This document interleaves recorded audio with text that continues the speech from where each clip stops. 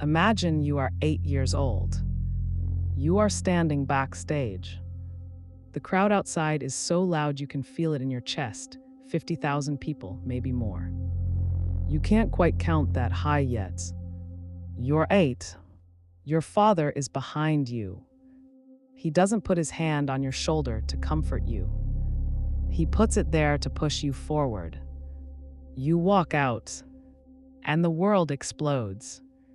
They scream your name. They cry. They reach for you like you are something holy. Like touching the hem of your jacket might heal them. You are 8 years old and you have just become a god. Nobody asked if you wanted to. Now fast forward 30 years. That same person, older now, tired, his face restructured by a dozen surgeries, his sleep only possible with the kind of drugs that would kill a horse, that same person is worth over $1 billion. He has sold more records than almost any human being in the history of recorded music. He has performed for presidents, for royalty, for billions of people across every continent on Earth. And he cannot sleep without a doctor in the room administering Propofol, an anesthetic used in surgical procedures, just to feel something close to rest. $1 billion. Can't sleep without being medically sedated. Let that contradiction sit with you for a moment. Because this video is not about Michael Jackson's guilt or innocence. There are plenty of places on the internet where you can fight about that. This video is about something that nobody seems to want to talk about, something much more uncomfortable. This video is about us. About what we do to the people we claim to love. About the psychological machinery behind fame, worship, sacrifice, and destruction. About why the higher we lift someone, the more violently they tend to fall. About why the most gifted people in human history are often the most broken. And about why, deep down, on a level most of us would rather not examine, we prefer them that way. Broken, dependent, knighting us, because a God who needs nothing is a God who can leave. And we can't have that. Let's start at the beginning. Not Michael's beginning, humanity's. For as long as we have existed as a species, we have created gods. In ancient Greece, they built temples to beings of impossible beauty and power. The gods of Olympus could do anything: fly, transform, love mortals, destroy cities with a thought. They were everything humans wanted to be and couldn't. But here's what most people forget about Greek mythology: the gods were miserable. Zeus was paranoid and violent. Hera was consumed by jealousy. Apollo, god of beauty and music, literally the god of music, was forever chasing loves he couldn't keep, forever losing the people closest to him. Orpheus, the greatest musician who ever lived in myth, descended into hell for love and lost everything anyway. The Greeks weren't stupid. They understood something profound, that extraordinary power and extraordinary suffering tend to come together. That the higher you stand above the crowd, the more exposed you are. To weather, to lightning, to the long fall. We haven't changed. We still build gods. We just build them out of living people now. We call them celebrities. We call them icons. We call them legends. But the psychological function is identical to what it was 3,000 years ago.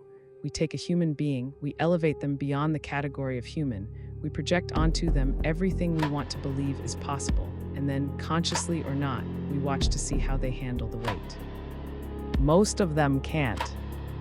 And psychologists have a fairly clear understanding of why.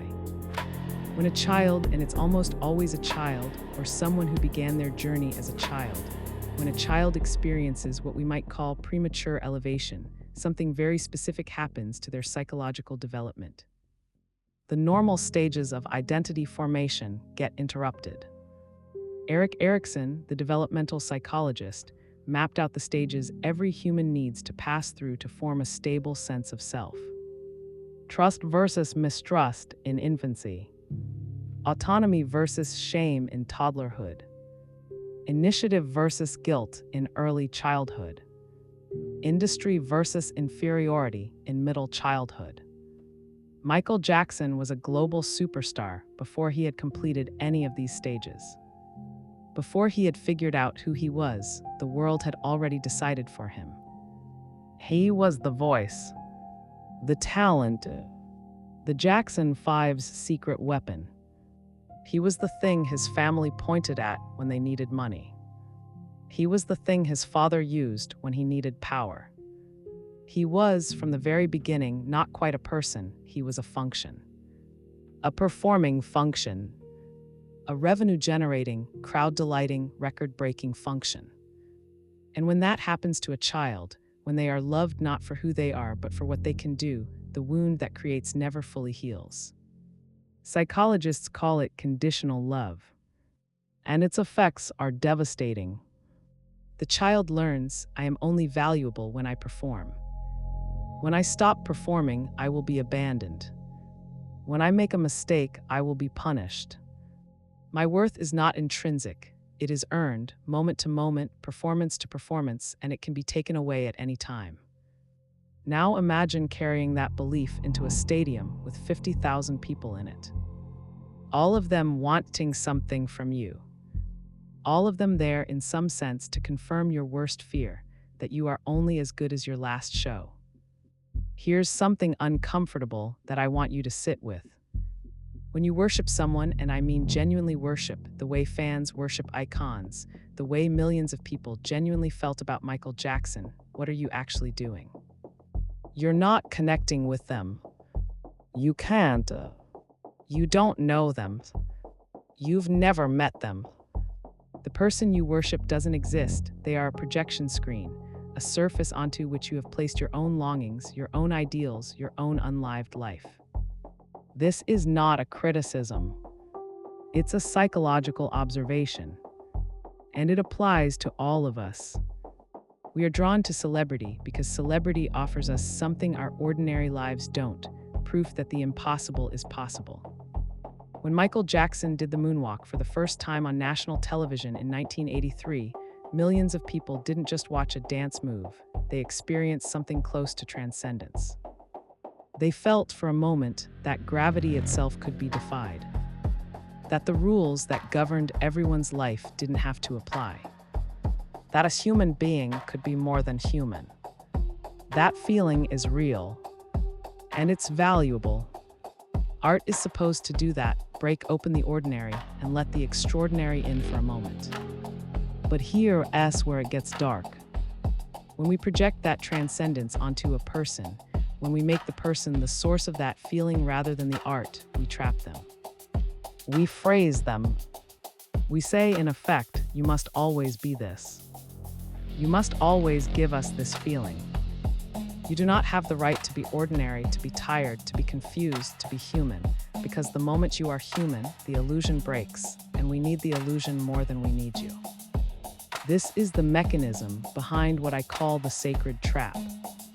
The sacred trap works like this. Society elevates an individual to a status that is fundamentally incompatible with being a person. The individual, usually someone with deep wounds around being loved conditionally, accepts this elevation because it feels, at first, like the unconditional love they never received. Finally, the whole world loves me. Finally, I am enough. Finally, I am safe. But it's not love. It's worship. And worship is not given to equals. Worship is given to objects. And objects don't have needs. Objects don't have bad days. Objects don't age or gain weight or feel confused or want to be alone sometimes. Objects don't get to say, I don't want to perform tonight. The moment Michael Jackson or any icon showed signs of being a person rather than an object, the public did something fascinating and deeply revealing. They punished him. The skin, the surgeries, the nose, the weight, the Neverland. Every deviation from the image they had constructed for him became evidence of pathology, of weirdness, of wrong. The public that had loved him unconditionally turned out to have extremely specific conditions. Be extraordinary, but not too extraordinary. Be different, but not that different. Be vulnerable enough for us to feel connected, but not vulnerable enough to make us uncomfortable. And above all, never stop performing. There's a concept in anthropology called the scapegoat mechanism, first articulated in its modern form by the French philosopher René Girard. The idea is this: human communities generate tension. Conflict, rivalry, envy, aggression, these forces build up inside any group, and if they're not discharged, they eventually tear the group apart. So societies developed over millennia a mechanism for releasing that tension. You take all of it, all the accumulated violence and resentment and darkness, and you focus it on one figure. One person, one group, one symbol. You make them the container of everything the community can't tolerate in itself. And then you destroy them. And in the destruction, in the ritual, the community feels clean again. United, relieved. The scapegoat is always, in some sense, chosen because they are both inside and outside the group. Close enough to matter, different enough to sacrifice. Michael Jackson was the perfect scapegoat. He was the most famous person on the planet, which meant the tension around him was maximum. The envy, the projection, the need. And he was, by almost any measure, profoundly other. His race was ambiguous in a society obsessed with race. His gender presentation defied easy categorization. His relationships with children made people uneasy in ways they couldn't always articulate. His wealth was obscene. His talent was intimidating. He was, in other words, a perfect screen for projection. And when the accusations came, when the darkness that had always been circling him finally landed in the form of criminal allegations, watch what happened. Watch it carefully, because the speed of the turn is the important thing. This was not a society genuinely grappling with difficult questions about a complicated man. This was a society that had found its outlet.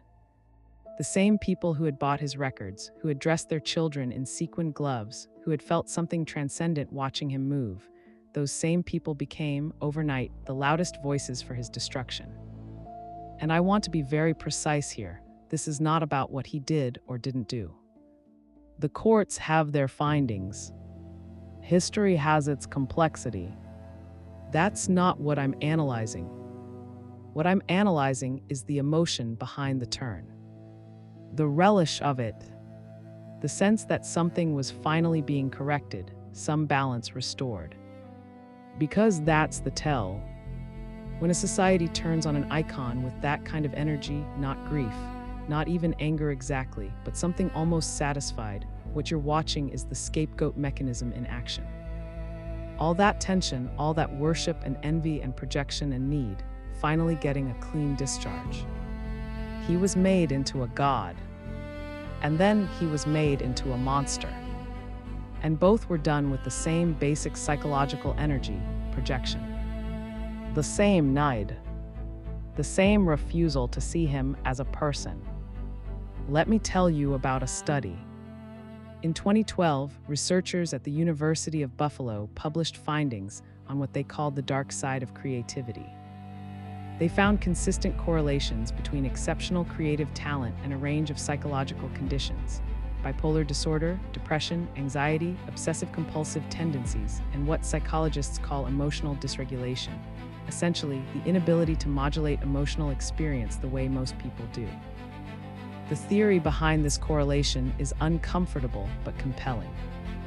The thing that makes a person extraordinarily sensitive to beauty, to rhythm, to meaning, to the emotional texture of human experience, the thing that allows them to create art that bypasses your rational mind and hits you somewhere animal and deep, that same sensitivity applies to everything. To pain, to fear, to loneliness, to the thousand small humiliations of being alive. You cannot turn it off selectively. You cannot say, I will be open to the sublime when I'm on stage, and closed to suffering when I'm alone at 3 in the morning. It's the same instrument. And instruments don't come with switches. Tchaikovsky, Van Gogh, Virginia Woolf, Sylvia Plath, Kurt Cobain, Amy Winehouse. The list of extraordinary artists who lived in extraordinary pain is so long and so consistent that to call it coincidence is almost willful naivety. And what does society do with this knowledge? We romanticize it. We tell the story of the tortured genius with a kind of reverence, a secret pleasure. The suffering becomes part of the product. We consume it alongside the art. The documentary about the breakdown, the biography of the addiction, the tell-all about the childhood. We buy it all. And in doing so, and this is the part that should make all of us uncomfortable, we create an incentive structure in which the suffering is rewarded, in which the wound is what makes the artist marketable, in which healing, actually getting better and becoming ordinary and finding peace, would reduce our interest in them. Think about that. Think about what we are actually asking for when we buy the story of a tortured genius. We are asking them to stay broken for us. We are paying them to not get better. Michael Jackson spent 30 years trying to recapture something that was taken from him before he was old enough to understand what it was. His famous obsession with Neverland, with Peter Pan, with the idea of a world where children never had to grow up, this wasn't eccentricity. This was a man clearly, visibly, achingly trying to go back and get something he lost. And we watched, and we paid, and we called it weird. Here is the question I want to leave you with. Not about Michael Jackson, about you. Have you ever loved a celebrity truly, in the sense that you felt something real when you thought about them, when you heard their music or watched them perform? And have you ever, in the same breath, felt something uncomfortably close to satisfaction when that person fell? When the news was bad? When the image cracked and the person behind it turned out to be complicated or damaged or worse? Most of us have, and most of us don't examine that feeling very closely. But that feeling is important, because that feeling is the mechanism. We build people up because we need what they represent. We need the proof that beauty is possible, that talent is real, that the world contains more than the ordinary. We pour our longing into them like water into a vessel.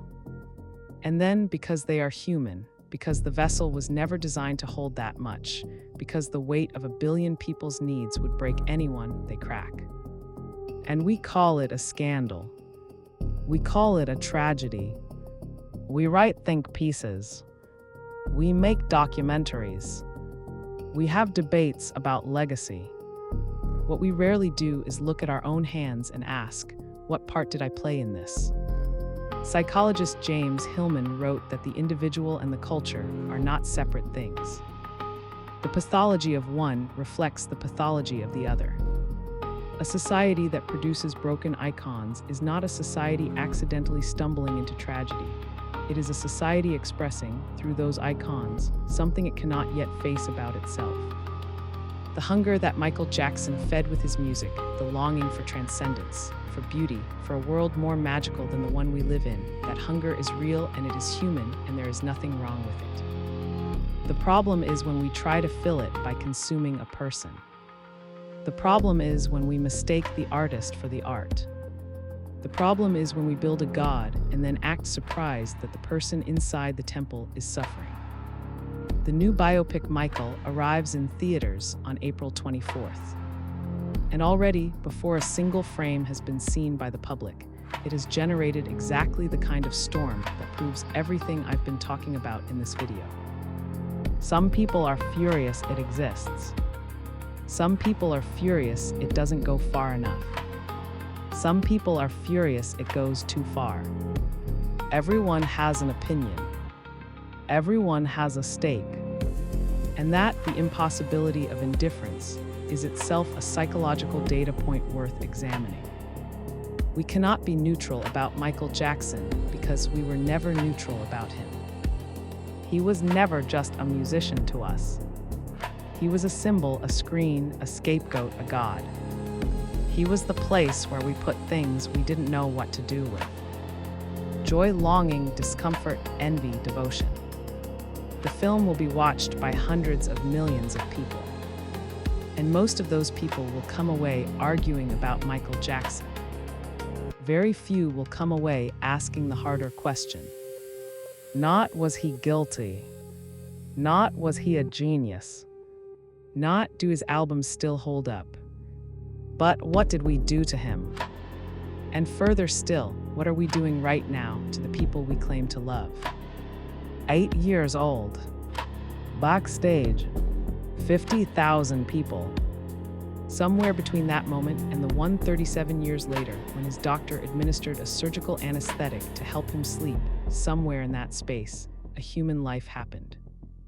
A person with fears and wounds and needs like any other person lived inside the most extraordinary and most crushing set of circumstances any individual human being has experienced in the modern era. He made music that will outlast everyone alive today. He also suffered in ways that should have been prevented.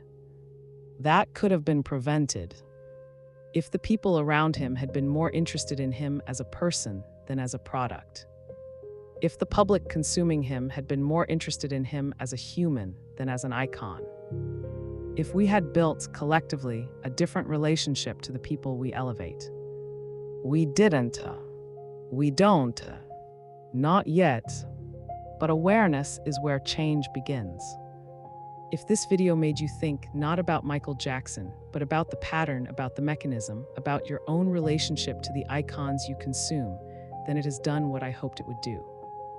Because the next person we're building into a god right now, in this moment, on your phone, on your feed, they're 8 years old too, in one way or another. And they're standing backstage. And we're about to push them forward. The question is what we do with that knowledge. If you found this valuable, share it with someone who thinks about culture and psychology.